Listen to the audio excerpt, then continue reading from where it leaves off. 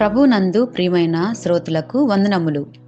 ఈ పోడ్కాస్ట్ కార్యక్రమంనకు స్వాగతం. మీ అందరి కొరకు ఈ కార్యక్రమమును ప్రసారం చేయుచున్నాం. విని దైవాశీస్సులు పొందుకోగలరు. నమస్కారం. ఫిబా ఇండియా తెలుగు పాడ్కాస్ట్కి స్వాగతం. ఈరోజు మనం ఒక మంచి విషయాన్ని నేర్చుకోబోతున్నాము. ఇతరులను క్షమించడం ఎందుకు ముఖ్యం? Why it is important to forgive others. Friends, ఎవరైనా మనల్ని బాధ పెట్టినప్పుడు, మనకు అన్యాయం చేసినప్పుడు మన మనసులో ఒక రకమైన కోపం, బాధ, కసి అనేవి మన హృదయంలో గూడు కట్టుకొని పోతాయి కదా. ఆ భావన మన హృదయాన్ని చాలా బరువుగా, నెమ్మది లేకుండా ఉంచుతుంది. వాళ్ళని ఎప్పటికీ క్షమించను అని మనం అనుకుంటాం కదా. నా కాలేజ్ డేస్లో కూడా మా క్లాస్లో 2 బెస్ట్ ఫ్రెండ్స్ ఉండేవారు. వారిని చూసి అందరూ ఫ్రెండ్స్ అంటే ఇలా ఉండాలి అని అనుకునేవారు. బట్ ఒకసారి ఒక అమ్మాయి తన ఫ్రెండ్ పర్సనల్ లైఫ్ గురించి ఇంకొకరితో షేర్ చేసుకుంది. ఆ విషయం తెలిసినప్పుడు వారిద్దరి మధ్య ఉన్న ఇక ఫ్రెండ్షిప్ బాండింగ్ అనేది విడిపోయింది, బ్రేక్ అయిపోయింది. చూసారా ఫ్రెండ్స్, ఒకవేళ మన ఫ్రెండ్, నమ్మిన ఫ్రెండే తప్పు చేసినప్పటికీ కూడా మనం క్షమించాలి. క్షమించడం అంటే వాళ్ళు చేసింది తప్పు కాదని చెప్పడం కాదు, అలాగని ఒప్పుకోవడం కాదు, లేదా వాళ్ళతో మళ్ళీ స్నేహం చేయడం అని కాదు. క్షమించడం అనేది మన మనసుకు మనం ఇచ్చే స్వేచ్ఛ.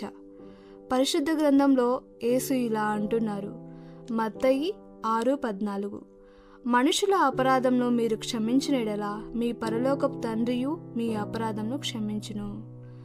క్షమించడం మనల్ని బంధకాల నుండి విడిపిస్తుంది. అలాగే క్షమించడం ఆరోగ్యకరమైన జీవితానికి పునాది.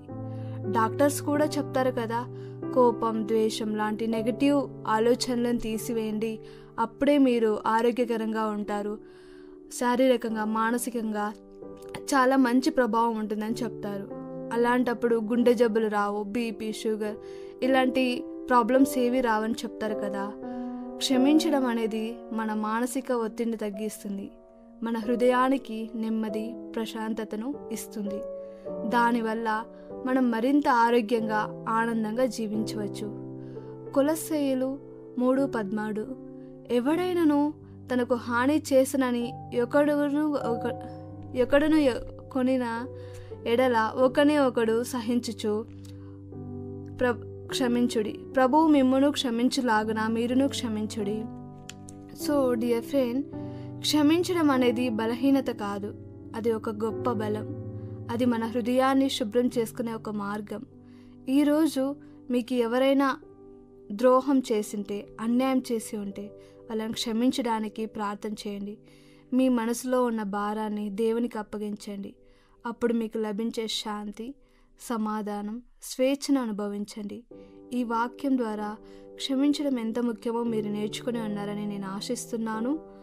దేవుడు మీకు తోడై ఉండి మీకు నెమ్మది, ప్రశాంతతను దయచేయునుగాక.